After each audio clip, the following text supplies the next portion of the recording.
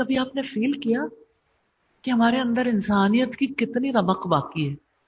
تو جس دل کے اندر حسد ہے، جس دل کے اندر بغض ہے، جس دل کے اندر بخل ہے، جو انسان بدگمان ہوتا ہے، جو انسان غیبت کرتا ہے، چغلی کرتا ہے، تانے دیتا ہے، وہ کتنا مطمئن ہے؟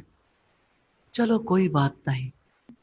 حافظ ابن قیم نے بہت ہی زیادہ جھنجھوڑنے والی بات کہی ہے کہ ایک انسان جس کے اندر کتے جیسی ہرس ہو، اونٹ جیسا کینہ ہو، اور شیر جیسا غضب ہو، اور وہ کافی جانوروں کے نام لے کے کہتے ہیں، اس کے باوجود وہ سمجھے کہ میرے اخلاق اچھے ہیں، میں ایک اچھا انسان ہوں اور مجھے بدلنے کی ضرورت نہیں ہے، تو اپنے خلق میں دیکھیے کس کس جانور سے ریزیمبل کرتا ہے۔ جب آپ کسی برائی کے بارے میں نفرت محسوس نہیں کریں گے نا، کراہت، تو آپ کبھی نہیں چھوڑیں گے، آپ اسے کبھی چھوڑنا نہیں چاہیں گے۔ ایزی گوئنگ نہ رہیں، کوشیس ہو جائیں، دیکھیں اندر کیا کچھ ہے۔ کسی کو کینسر ہو جائے تو وہ یہ کہے گا، او ہو مجھے بھی کینسر ہو گیا، چلو کوئی بات نہیں، کینسر ہو گیا۔ اگر کسی کو کینسر ہو جائے تو کیا وہ اس کا علاج نہیں کروائے گا؟ کوئی کہتا ہے چلو کوئی بات نہیں، اگر میری بیٹی کو کینسر ہو گیا، بیٹے کو کینسر ہو گیا، کبھی ایسا ہو سکتا ہے؟ ماں باپ کی تو زندگی اس دن کسی اور نہج پہ پہنچ جاتی جس کو پتہ چل جائے کہ میرے بچے کو اتنی خطرناک بیماری ہے۔ اس کے تو آنسو نہیں رکتے، جائے نماز بھیگی رہتی ہے اللہ تعالیٰ کے آگے سجدوں میں دعائیں کرتے ہوئے۔ لیکن کیسی ماں ہے آج کی کہ اس کے بچے کے اندر اتنی برائیاں ہوں، اس کی اپنی ذات میں اتنی برائیاں ہوں، سارے جانور گویا ایک ہی وجود میں اکٹھے ہو گئے، اور جانوروں جیسا انسان صرف اپنے چہرے کو دیکھے، اپنے اعمال نہ دیکھے اور کہے چلو کوئی بات نہیں۔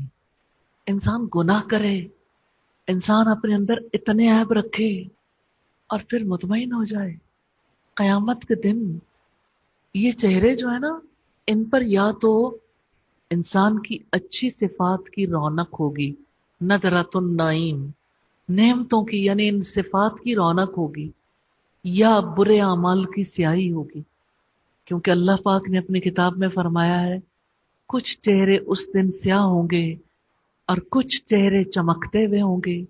تو جس دل کے اندر حسد ہے، جس دل کے اندر بغض ہے، جس دل کے اندر بخل ہے، جو انسان بدگمان ہوتا ہے، جو انسان غیبت کرتا ہے، چغلی کرتا ہے، تانے دیتا ہے، وہ کتنا مطمئن ہے؟ چلو کوئی بات نہیں۔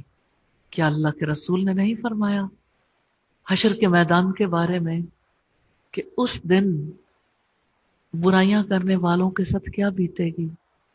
آپ سوچئے، کالا چہرہ لے کے، منہ کالا کر کے ہم کہاں جائیں گے؟ برائیوں کی کالک کیوں رکھنا چاہتے ہیں چہرے پہ؟ جب دل کے اندر کالک ہے تو چہرے پر قیامت کے دن چمک کہاں سے آئے گی؟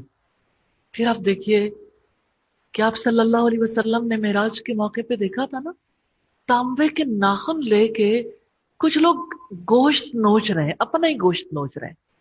غیبت کرنے والوں کا معاملہ ہے جو لوگوں کا مردہ بھائی کا گوشت کھاتے ہیں۔ سود کھانے والے کو آپ نے دیکھا کہ اس کے سر پر خون کی نہر میں ڈوبے ہوئے شخص کے سر پر فرشتہ پتھر مارتا ہے اور وہ درد سے چیختا ہے اور اس کے سر سے خون کا فوارہ ابلتا ہے اور وہ درد برداشت کرتا ہے، خون جاری ہو جاتا ہے۔